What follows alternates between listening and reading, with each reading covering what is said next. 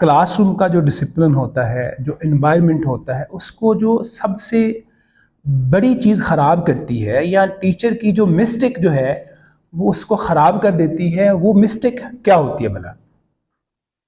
वो मिस्टेक क्या होती है कि एक दिन बच्चों ने काम नहीं किया, आपने रूल बनाया हुआ है, लेकिन एक दिन बच्चों ने काम नहीं किया तो आपने क्या किया, बच्चों को रिलैक्स कर दिया।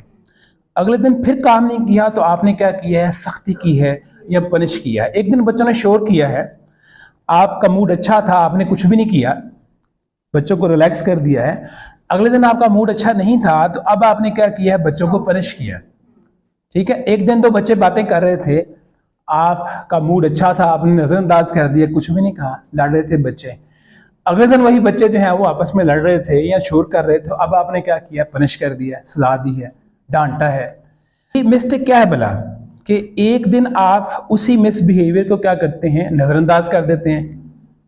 ठीक है, आप उसको उसका कोई नोटिस नहीं लेते, उस पर कोई रद्द-ए-अमल देते हैं, सख्ती करते हैं।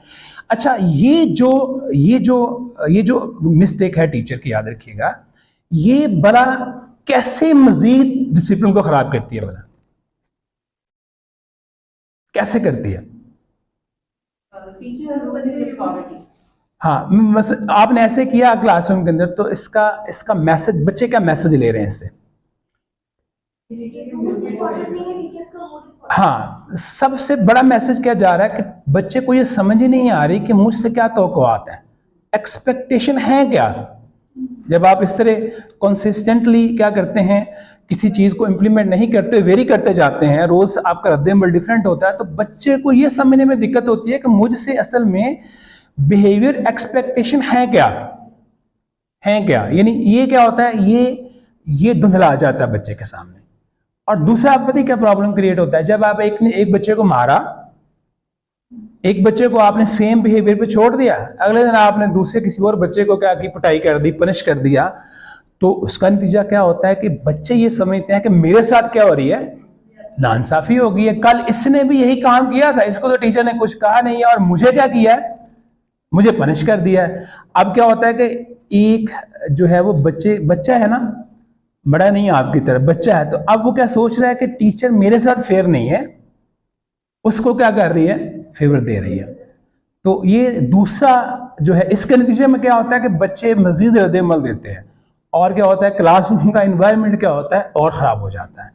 तो याद रखिए कि जब हम रूल बना लेते हैं और बच्चों को बता देते हैं कि ये रूल है और इसको अगर आप ब्रेक करेंगे, तोड़ेंगे, तो उसकी ये कॉन्सिक्वेंसेस हैं, ये नताइज हैं। ठीक है, तो ऑलवेज स्टिक देम, हमेशा उसके साथ क्या कहें, जुड़े रहें। आपका मूड अच्छा है, खराब है, जैसे भी है, रूल जब भी बच्चों ने ब्रेक किया है, तो आपकी जिम्मेदारी है कि आपने जो बच्चों को बताया हुआ है कि अगर आप आपस में लड़ रहे होंगे या आप होमवर्क नहीं करके आएंगे या आप सबक याद नहीं करके आएंगे, तो उसके कॉन्सिक्वेंसेस ये होंगे। तो आपने हमेशा पर उसके साथ क्या करना है, स्टिक रहना। याद रखिएगा, ये गलती आपने कभी नहीं करनी कि रूल आपने लगा दिए हैं, बच्चों को बता दिए हैं, और आप खुद ही अपने बनाए हुए रूल को रोज फॉलो नहीं करते, आप अपने मूड को फॉलो करते हैं।